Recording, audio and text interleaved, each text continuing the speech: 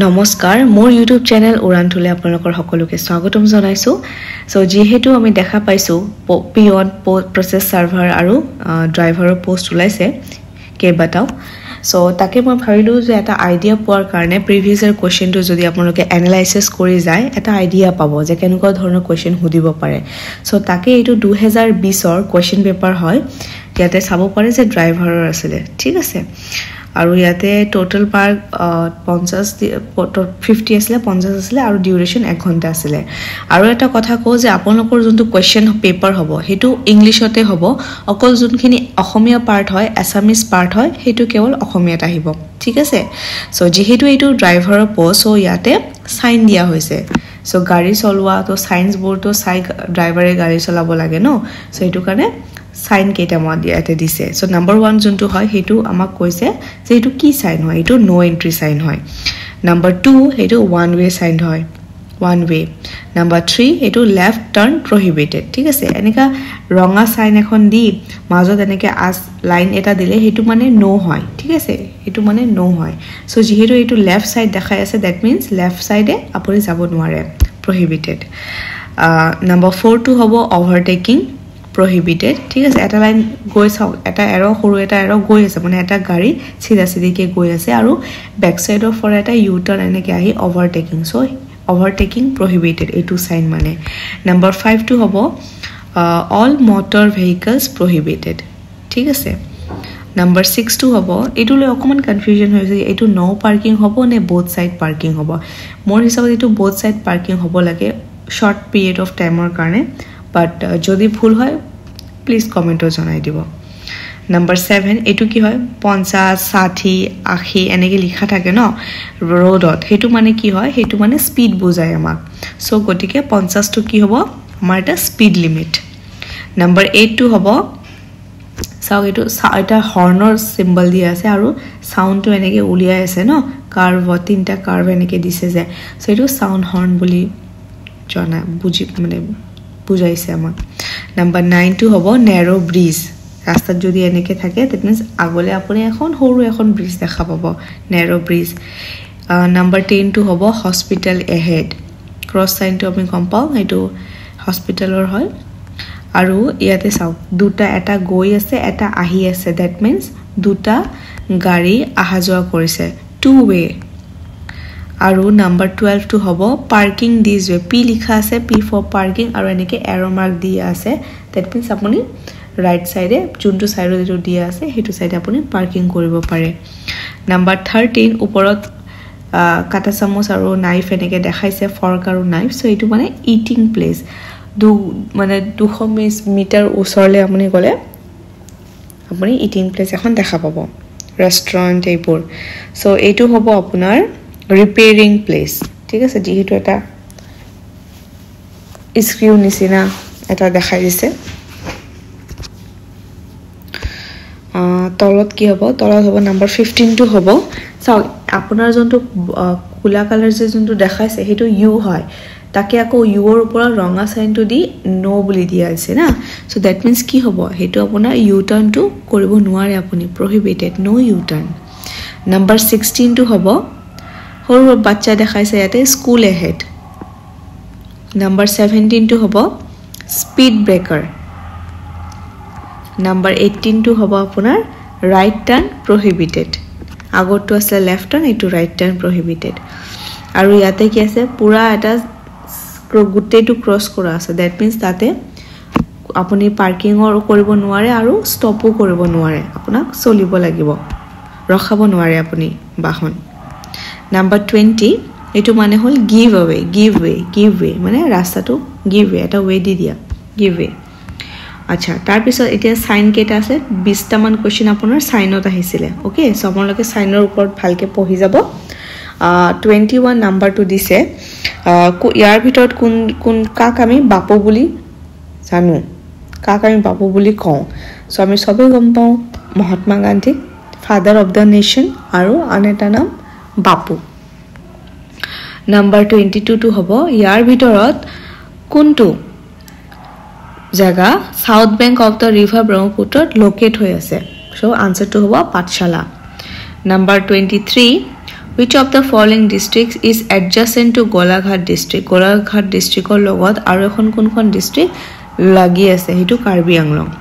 Name the bridge over Brahmaputra which links Goalpara আৰু বঙাইগাঁও. ব্ৰহ্মপুত্ৰ নদীৰ ওপৰত কোনখন ব্ৰিজ আছে যোনটো গোৱালপাৰা আৰু বঙাইগাঁও দুটা জিলাক লিংক কৰিছে হেতু হ'ব পঞ্চৰত্ন. Number 25 কোনখন মানে এয়া Indira Gandhi international airport to কোনখন সিটিত আছে হেতু দিল্লীত আছে. অস্কাৰ এৱাৰ্ডছ কাৰ লগত জড়িত ফিল্মৰ লগত films. Muhammad Rafi is associated with music. আমি তেখেতৰ বহুত গান শুনিছো মেলোডিয়াছ ভইচ এতিয়াও শুনি থাকো. Number 28 টো হ'ব যে the Constitution of India became operative from which year? কেতিয়াৰ পৰা কাৰ্যালয়টো কৰিছে Constitution of India? So 1950 ৰ পৰা. ইয়াতে মাজতে এখন এটা ম্যাথছ কোৱেশ্চন সুধি দিছে ভেৰি ইজি. যদি এটা শ্বপকিপাৰ সেল কৰে an article 2000 টকাত with a profit of 20%, the sale price would be 200 plus আপোনাক 20% ওলাব লাগিব. যোনটো ওলাব হেতু প্লাস কৰিলে আপোনাৰ আনসাৰটো ওলাই 2400. ঠিক আছে, প্ৰফিটটো আছে আমাৰ 20000 টো আপোনাৰ আৰ্টিকেলৰ দামে হয়. তাৰ পৰিও আপুনি সেই আৰ্টিকেলৰ ওপৰত 20% আৰু প্ৰফিট কৰিছে তেন্তে আপোনাৰ টোটাল সেলিং প্ৰাইস কিমান হ'ল হেতু হদিছে. আপুনি 20% উলিয়াই ল'ব লৈ 22000 লগত প্লাস কৰিলে 2400 পাব. 30 নম্বৰ কোৱেশ্চন হদিছে লিপ ইয়াৰ কামস আফটাৰ হাউ মেনি ইয়াৰ্স?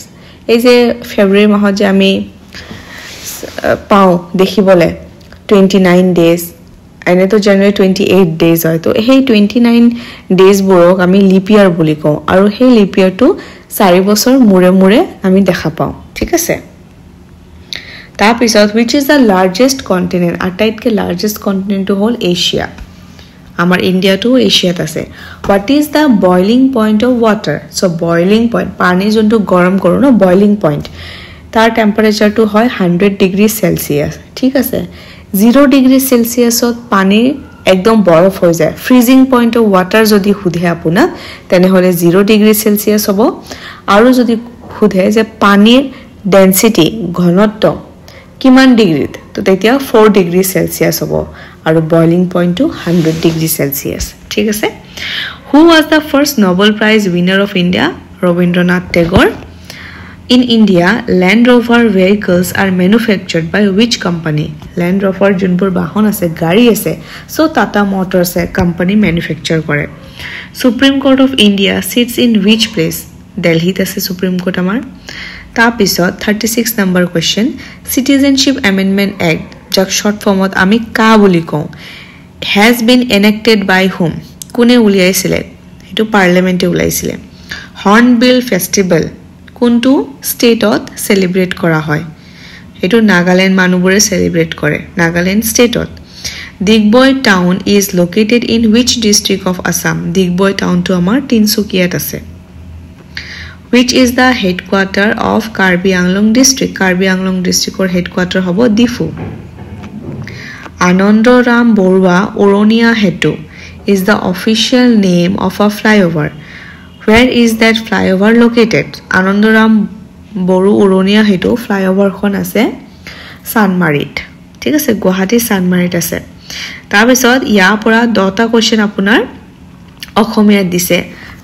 ঠিক আছে, আৰু অসমীয়া পেপাৰটো আপোনাৰ কিন্তু কম্পালসৰি হয়. মই এডভাৰটাইজমেন্টত আপোনালোকক জনাইছিলো যে কিমান মাৰ্কস পাব লাগে. এইটো এটা কম্পালসৰি পেপাৰ হয়, কোৱালিফাইং পেপাৰ হয়. So 41 নম্বৰ কি কৈছে যে বতা সৰিয়ৰে কৰা চাটনিটোক আমি কি বুলি কওঁ? কাখুন্দি বুলি কওঁ.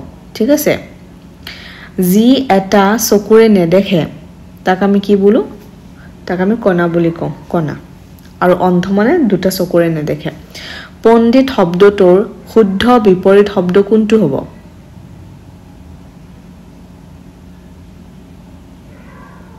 এইটো শুদ্ধ বিপৰীত শব্দ কৈছে ন, মই অকণ কনফিউজ. পণ্ডিত শব্দটোৰ শুদ্ধ বিপৰীত শব্দ কৈছে ন, তেনেহলে মূৰ্খ হ'ব লাগে. পণ্ডিতৰ উল্টা শব্দটো মূৰ্খ. ওকে, আৰু 44 নম্বৰটো কি হ'ব আপোনালোকে জনাবচোন. হুতাখন মানে কি? হুতাখন মানে কি বুলি কয়? মই এইটো পোৱা নাই একচুৱেলি বিচাৰি, আপোনালোকে জনাবচোন কমেণ্টত। 45 নম্বৰ হ'ল আস্তিক শব্দটোৰ সঠিক বিপৰীত কি হয়? সঠিক শব্দটো হ'ল নাস্তিক। আস্তিক নাস্তিক। প্ৰভু শব্দটোৰ সঠিক বিপৰীত শব্দ কোনটো? সেইটো ভৃত্য হ'ব লাগে, বিকজ ভৃত্য মানে আপোনাৰ দাস সেৱক বুলি যোনটো কয়। গিৰি মানেতো পৰ্বত আৰু ঈশ্বৰ মানে প্ৰভু। তলৰ কোনটো অসমৰ জাতীয় সংগীত?